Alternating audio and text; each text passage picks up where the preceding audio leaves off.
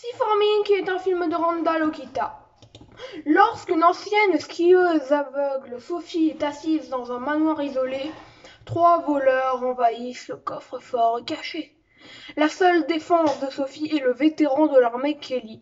Kelly aide Sophie à se défendre contre les envahisseurs. Alors c'est un résumé IMDb traduit, donc c'est pas très compliqué. Pour plus de précision, elle fait du cat-sitting. En gros, elle doit garder un animal pendant que sa propriétaire part en vacances. Et donc voilà, donc elle habite dans la maison, tout ça, sauf que bah, le soir même, il y a ce qu'on appelle des petits cambrioleurs qui veulent prendre l'argent cachant dans le coffre-fort. Et la seule défense de notre chère Sophie, c'est quelqu'un qu'elle a au téléphone sur une application dénommée Siformi. Et sur cette application, bah en fait, elle pointe son téléphone parce qu'elle est aveugle. Elle pointe son téléphone et en fait, la personne peut lui dire, puisque la personne voit, et à travers sa caméra, bah elle peut voir ce qu'il y a autour, tout ça pour l'aider. Sauf qu'elle ne peut pas venir, elle appelle la police, voilà, et puis il y a toute une histoire. Et Kelly, bah elle est au téléphone, et oui, c'était une vétérante de l'armée. Voilà. Je vous propose de commencer cette petite critique avec l'anxiété, le mystère, le côté thriller et les Dead Cells. Comment vous dire que le côté thriller est assez indéfectible à son commencement. Mais en fait, ça avance pas. En fait, il y a un bon côté thriller, sauf qu'en fait, ça devient un classique, c'est classique, c'est classique, et ça reste classique. En fait, faut pas s'attendre à un truc original, parce que si vous vous attendez à quelque chose de vraiment original, vous allez être très déçu. Parce que moi, voilà, j'ai été assez déçu, je vous avoue. Un niveau jeu d'acteur, bah, on a justement Skylar Davenport qui joue très bien, elle est vraiment aveugle dans la réalité. Je peux vous dire qu'elle joue très très bien. Voilà. Nathalie Brown joue assez bien, voilà, suivie d'une Jessica Parker Kennedy qui, elle aussi, joue bien, jusqu'à être son personnage, hein, techniquement, on peut le dire. Après, nous avons le petit Joe Ping et le petit. Enfin, je dis les petits, mais je suis plus petit que. Et l'autre petit George Chortov qui se débrouille. Ils savent se débrouiller, mais avec cliché, quoi. Emily Pinkford joue moyennement sans plus.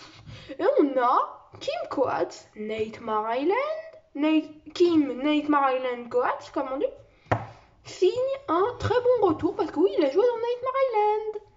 Et ouais, pour ceux qui ne le sauraient pas, je vous balance cette petite information. Essayez de deviner qui joue dans Nate Maryland. Peu d'entre vous doivent se le rappeler, mais moi je l'ai vu au moins 5 fois Nate Maryland. Voire 6, voire 7, voire 8, voire 9, bref. On va pas compter jusqu'à la fin de ma vie.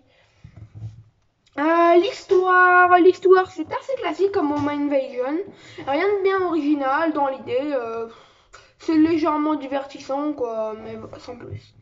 Les personnages sont bons, sans plus, encore une fois. Alors, il y a d'énormes clichés, en fait, au niveau des braqueurs, surtout. Il y a un retournement étonnant sur le premier choix de Sophie. Voilà.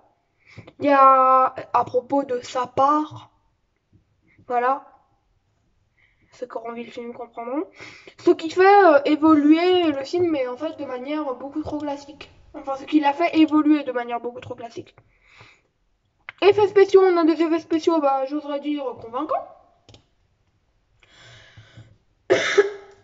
Des émotions, niveau émotion, attendez, j'ai pas dit qu'il y avait des émotions, je vais vous dire niveau émotion.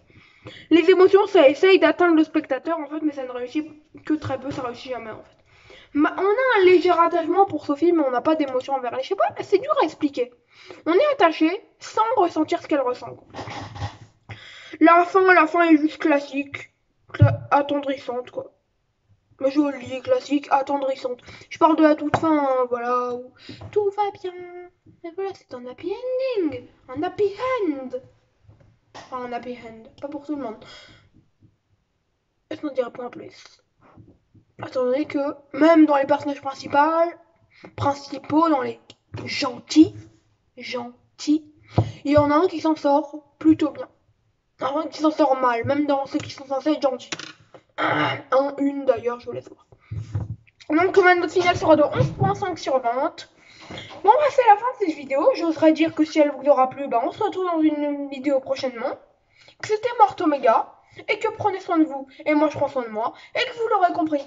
C4Me, c'est un thriller d'Home Invasion classique, classique et classique. Ciao, c'était Mort Omega. Prenez soin de vous. Et moi, je prends soin de moi.